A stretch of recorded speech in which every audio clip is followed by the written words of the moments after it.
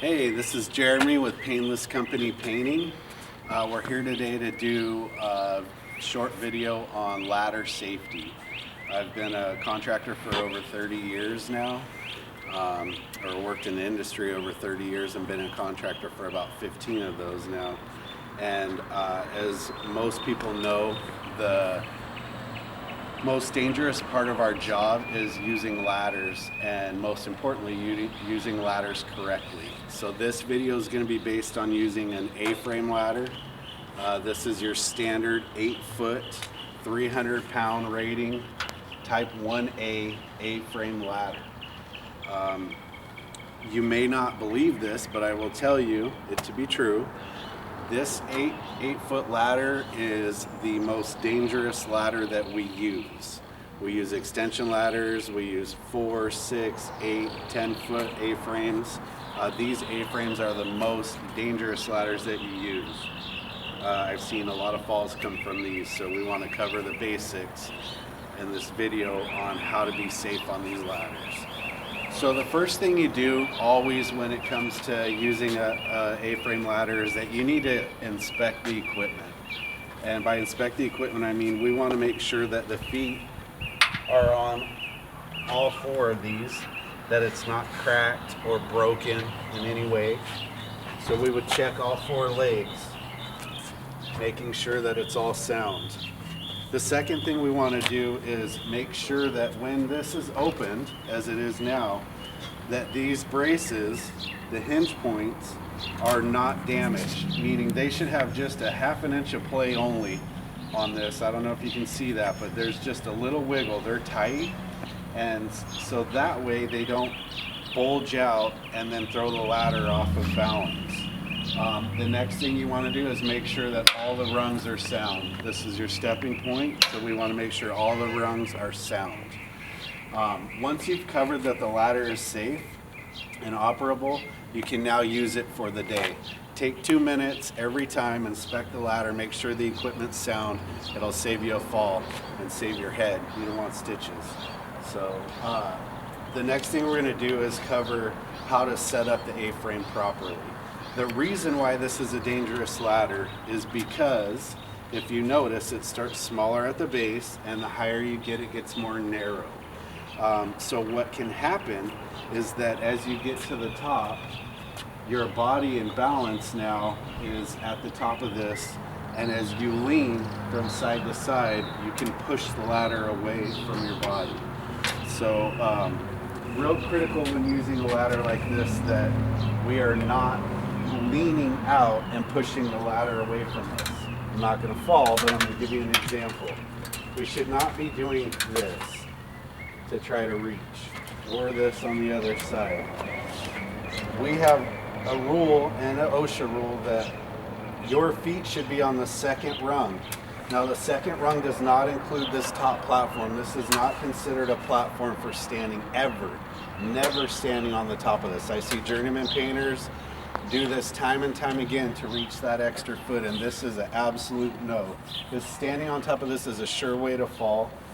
You want to be the 2nd rung down, so basically the tops are usually plastic, 2nd aluminum rung. And what that does is it keeps your thighs and knees planted into the base and more balanced than if you were to go any higher. This is where you want to be on this ladder. Your knees planted in and able to work.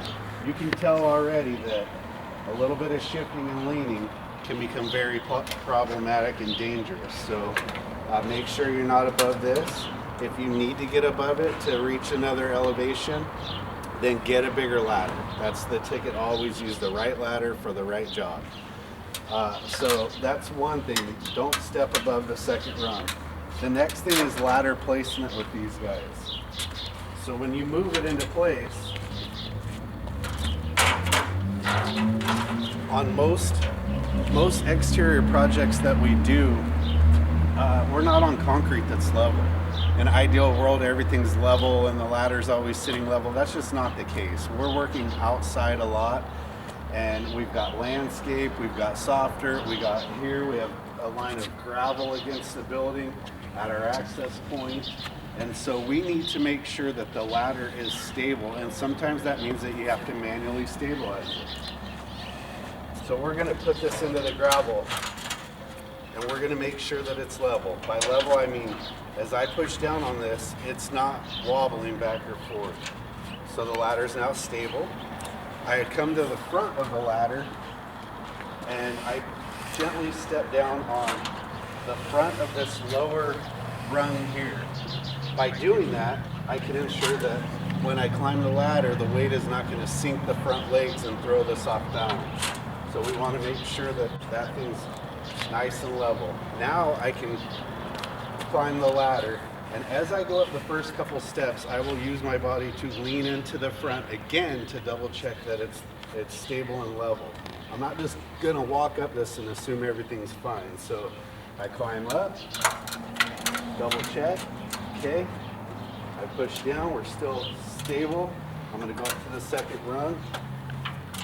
Now I'm safely able to do the work that I need to do. One other thing I'll say about 8-foot ladders is I see a lot of painters and a lot of people use ladders. And let's say the roof line's here. I know here it's a little higher, but let's say the roof line's here. Common mistake that gets used is using an A-frame ladder for an access point onto a roof. Doing this is for sure at some point gonna cost you an injury. You're gonna take a fall. Remember that this thing is not stable, so stepping onto the top platform first of all to access a roof, we never step on this. Second of all, as you step onto the building in a way, this unstable ladder will for sure push away from you, and you're sure to take a fall. This is a really bad idea. We use extension ladders, or the little giant version that can be an extension ladder to access any roof lines. We don't use A-frames for that. So that's your basic A-frame safety tips on using the ladder correctly. And again, most dangerous ladder we use. I've seen a lot of falls from this. I think sometimes as journeyman painters, when it comes to rules of using ladders, we become complacent because we have many years of being seasoned on ladders. So we think for that second that, oh, I got this, and that's when the accident happens. Honestly, I rarely see apprentice level guys, which you would think this not to be true, but I rarely see apprentice level guys take a fall on a ladder. And the reason why is because they're not that comfortable on them. So they're extremely cautious as they use them. As you can imagine, when you've been painting for 30 years, every day, repetition forces you to become complacent and push the limits on what you should do. We do not want that to be company policy. Here we're about safety. It's our responsibility and our job to make sure that all the crew and our team are treated like family and they go home to their own families at the end of the day.